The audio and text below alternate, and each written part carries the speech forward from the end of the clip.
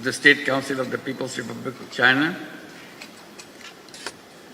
His Excellency Mr. Ban Ki-moon, former Secretary General of the United Nations and Chairman of the Boao Forum for Asia,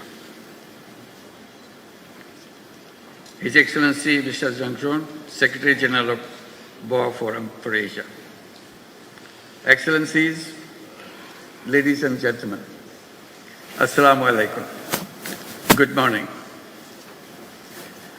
Thank you for inviting me to share my thoughts at this forum on the timely theme of Asia in the changing world towards a shared future.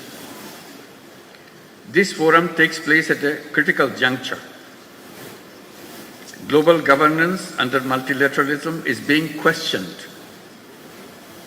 Geopolitical tensions are rising. Climate change is escalating. Debt burdens are unsustainable. Humanitarian crises are growing. Political will for development cooperation is weakening. The world is facing an alarming shortfall in collective action.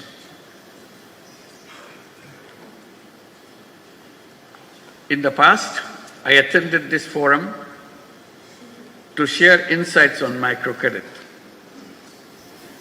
Today, I stand before you in a different capacity, representing a Bangladesh that underwent a historical transformation in July-August last year. The world witnessed a people united against oppression and corruption. Our youth and citizens demonstrated exceptional resolve and strength to redefine the future of Bangladesh. To restore public trust, we have initiated critical reforms. Independent commissions have been launched to reform the electoral system, judiciary, civil administration, law enforcement. These reforms, when implemented, will bring about fundamental transformation for our nation. Excellencies, as we build a new Bangladesh, we face multiple challenges which are shared by other Asian countries. In particular, global financial market instability, political uncertainties, diplomatic tensions, and trade disruptions create volatility. Rising interest rates and debt servicing costs are deepening Asia's debt crisis. Despite global commitments to the 2030 agenda, progress is slow. Only 24% of SDG targets have been met. Developing Asian countries face an SDG financial gap of 2.5% to $4 trillion annually. Beyond SDG financing, Asia also needs large-scale investments in infrastructure and economic diversification through responsible financing. Food security is under increasing pressure. Rising prices of essential commodities are straining household budgets, especially for low-income families. Climate change and natural disasters are exacerbating this crisis. The strengthening food supply chain is essential. Energy security is critical, especially for net importing developing countries. Energy supply disruptions drive inflation, economic instability, and debt distress. We must find sustainable energy solutions and scale up investments in renewables. Investing in health and education is critical and crucial for human capital development. A well-educated, skilled workforce drives economic growth and innovation. Countries that invest in universal healthcare see better economic productivity. Digital education, vocational training must be expanded to equip our youth for the jobs of the future. Distinguished audience, our civilization is at risk as we continue to embrace self-destructive economic values. The dominant economic model thrives on limitless consumption. It justifies over-extraction of resources and environmental degradation in the name of growth.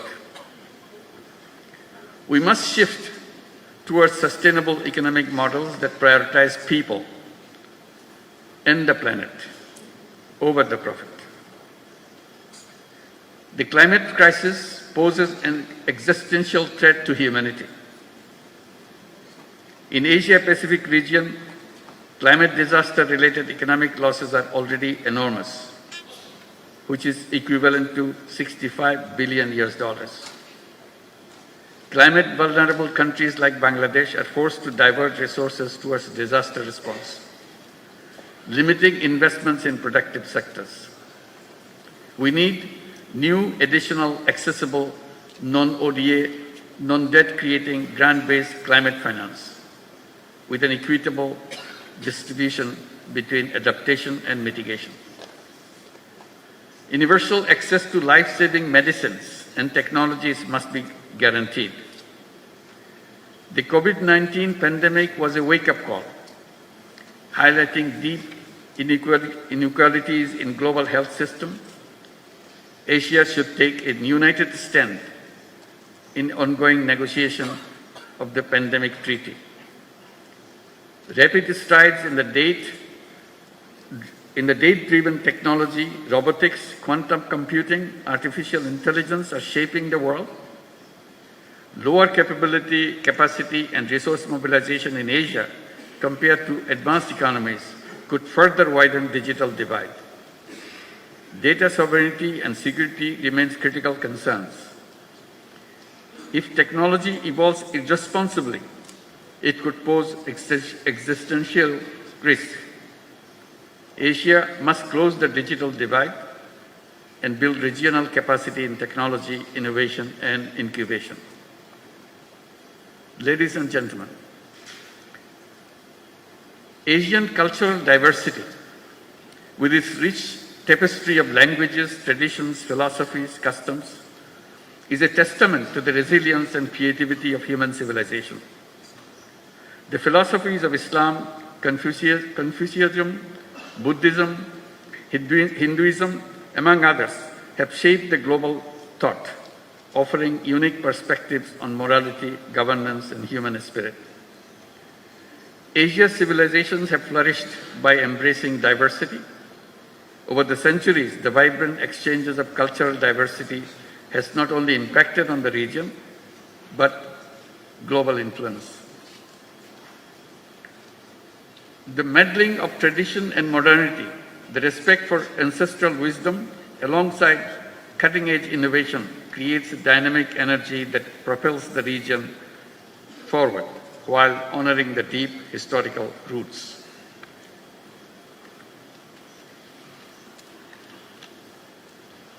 Asia's demographic dividend presents immense potential. A growing workforce, particularly young people, can drive innovations and productivity. We must provide them access to finance for entrepreneurship and sustainable solutions. Investing in human capital and in education system aligned with the evolving global job market will shape Asia's future competitiveness. Women's labor force participation in Asia remains low. Gender gaps persist in leadership and decision making. We must remove barriers to women economic empowerment and ensure equal access to opportunities. In today's polycrisis world, wars and conflicts erode rights and disrupt economics. The genocide in Gaza continues despite global condemnation.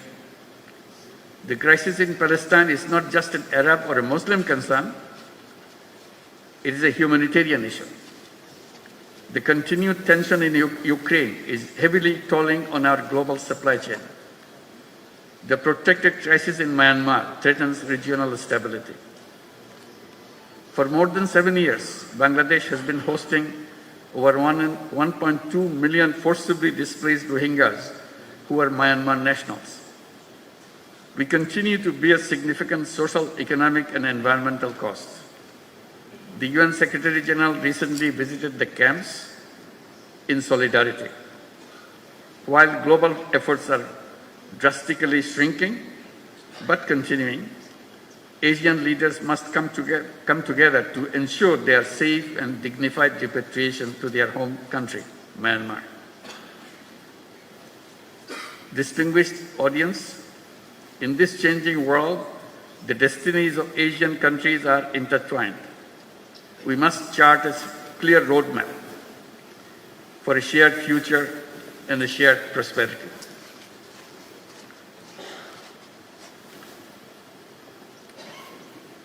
First, financial cooperation. Asia must create a sustainable financial mechanism. Regional MDBs and similar institutions should lead this effort.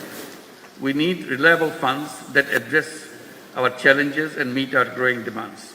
Second, trade cooperation. Asia remains one of the least integrated regions. This weak integration stifles investment and trade.